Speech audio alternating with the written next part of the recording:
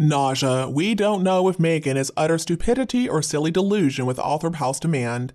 Alright, so according to what I read, Meghan called up Diana's brother and she wanted to find some time to get together with him to go over giving Althorp House to her and Harry when he passes away. And he told her, actually, my son is going to receive it. You know, for some reason to me, it sounds like this is exactly something Meghan would do. Because let's remember, this is the same woman who apparently called up the late Queen and offered to come over and help her make a book about racist laws and the treatment of staff for her. And then, of course, she asked President Biden and his wife if they could hitch a ride on their jet. I mean, she's insane. But has anyone else heard anything about that phone call? That's what I'm wondering. From what I understand, Meghan Markle is banned from Althorp Estate after the two of them were allowed to visit the island where Diana's grave is, and Meghan dared to squat down beside the column that marks it. Supposedly, Meghan Markle was popping a squat to pee, but then Harry interrupted her, and so of course she performed her whole, "oh, I'm talking to your mother" routine. I don't see how even Meghan Markle could be that dumb. Maybe she thinks that's the way it should be, but Meghan lived in the UK long enough to understand how inheritance works. Now, somewhere I did read that she's wanting her and Harry to be buried next to Diana when their time comes. As for the rest, yeah, I can completely believe that. Pretty sure she is one of the most egotistical people on this planet. It's crazy, though, how for somebody who knows everything about everything, Meghan Markle hasn't really achieved anything on her own. Her greed, her sense of entitlement, and her horrible personality are exhausting. I would guess that has something to do with the fact that she can't seem to succeed at anything. And actually, entitled families in Britain, male primogeniture is still the normal thing. But even if it wasn't, Diana did have two older sisters, so just like Harry and the throne, they would never be able to inherit that estate. And they also wouldn't be allowed to be buried on the island, come on. But it's not shocking. Harry wanted to share the Cornwall estate with William after all. And of course, that could never have happened. That estate is for the use of the heir and to keep his household. Now, the monarch is supposed to pay for his younger son out of the income from the crown estate, as long as he is a currently working royal. Oh, poor baby Harry, but you know what? He and Meghan were the ones who wanted to be independent, and this is what independence looks like. Estates like Althorp are set up so that it's going to go to the closest male relative. Earl Spencer could not will it away from his son even if he wanted to, and if he didn't have a son, then it would go to the next nearest male relative, which could be William unless, of course, his older sisters have male offspring, and then they would come before William. And if Meghan really tried that, then she really is dumber than I believed.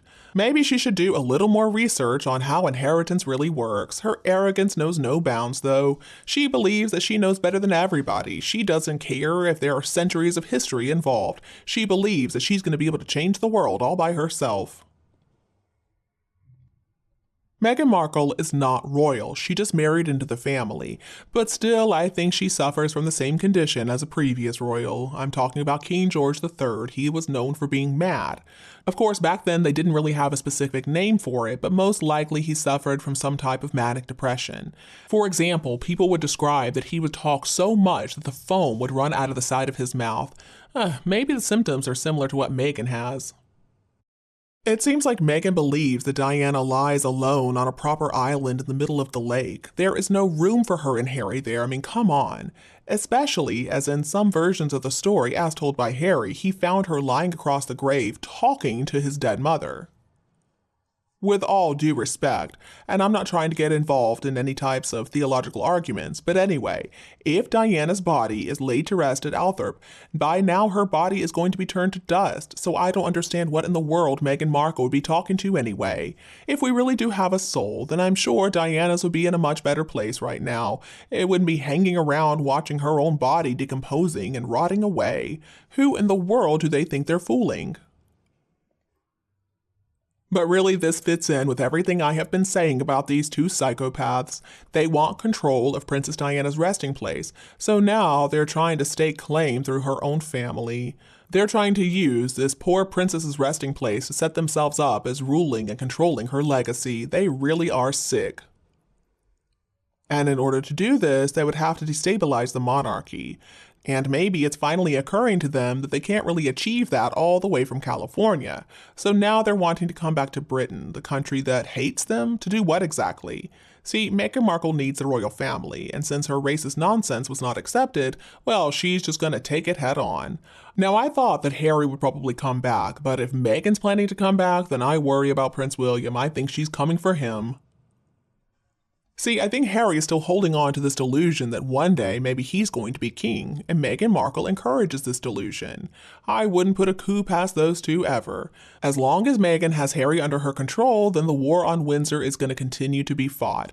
Meghan Markle will not allow anybody to deny her, and that's why they really shouldn't be allowed to come back and live in the UK. But I think Prince William knows the right thing to do. He's not going to pander to Harry and Meghan. He knows that his duty is to his country, his people, his family, his wife and kids, his life, and his oath to his late grandmother, Her Majesty the late Queen, and also King Charles too.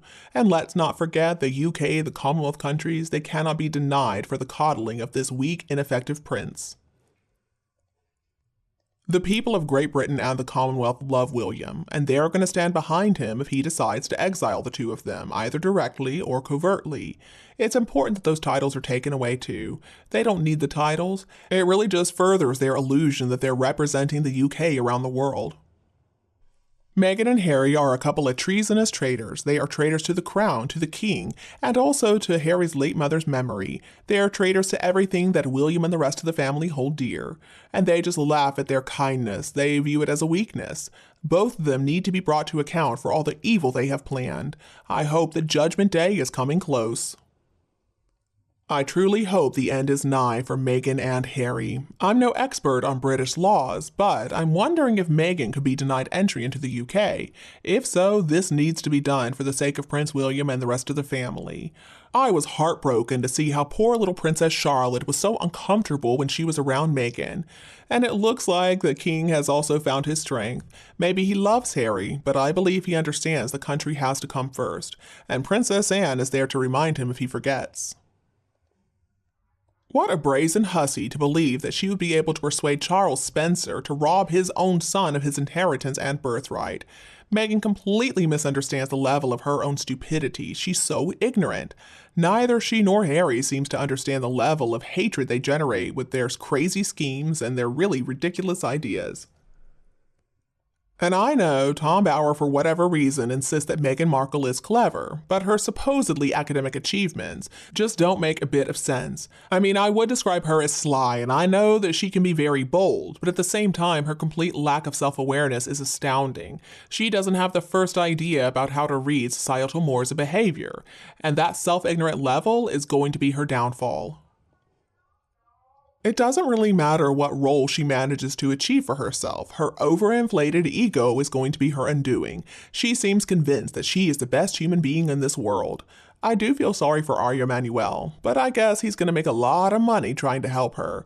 The only loser, though, is going to be Meghan, as always.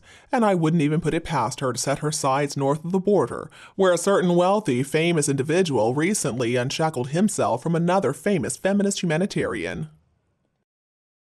If Meghan really called up Charles Spencer, I hope that he laughed in her face and told her where she could go.